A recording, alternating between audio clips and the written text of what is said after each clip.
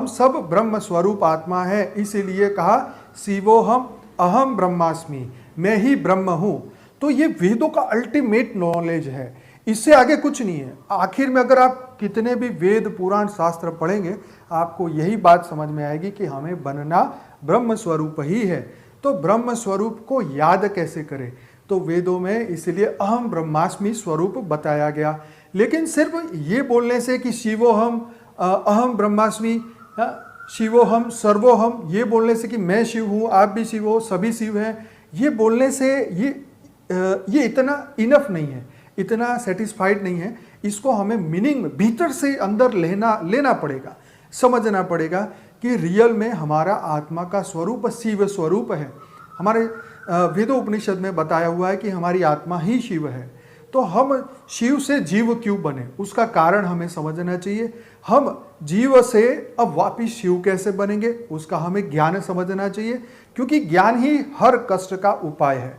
ज्ञान से ही हम अपने मूल स्वरूप को जान सकते हैं, पहचान सकते हैं। जैसे कुछ साल पहले जब मैं वकालत करता था तो कोई मुझे पूछे तो मैं यही कहता था कि हाँ, मैं एक वकील हूँ, मैं इनकम टैक्स लॉयर हूँ, मैं इनकम टैक्स के बारे में जितनी भी जानकारी रखता हूँ मैं आपके साथ शेयर कर सकता हूँ, आपकी मदद कर सकता हूँ।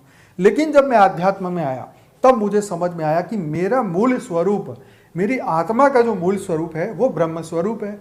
मैं एक परम परम परम परम आत्मा हूँ, राइट। मैं एक दिव्य आत्मा हूँ, जागृत आत्मा हूँ, चैतन्य आत्मा हूँ, परम लाइट परम प्रकाश की आत्मा हूँ। आज वेस्टर्न वर्ल्ड में बहुत ही एक कॉमन लैंग्वेज यूज की जाती है कि लाइट बीइंग, तो प्रकाश का स्वरूप। तो विदेश में ये बात लाइट बीइंग बोलते हैं कि हम सब लाइट बीइंग हैं। तो रियल टाइम में यही ब्रह्म स्वरूप की बात हमारे वेदों शास्त्रों में बताई गई।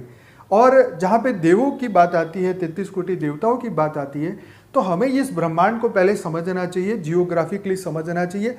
जैसे ये पृथ्वी है तो पृथ्वी एक ग्राउंड फ्लोर है। जैसे हम आज फ्लैट बनाते हैं तो कुछ मंजिल ऊपर होता है और कुछ अंडरग्राउंड में भी होता है।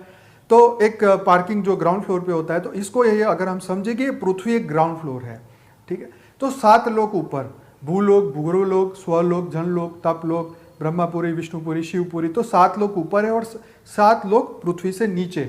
तो रसातल, तलातल, पाताल, और इस तरीके से 7 लोगों की चर्चा है। तो 7 लोक ऊपर, 7 लोक नीचे।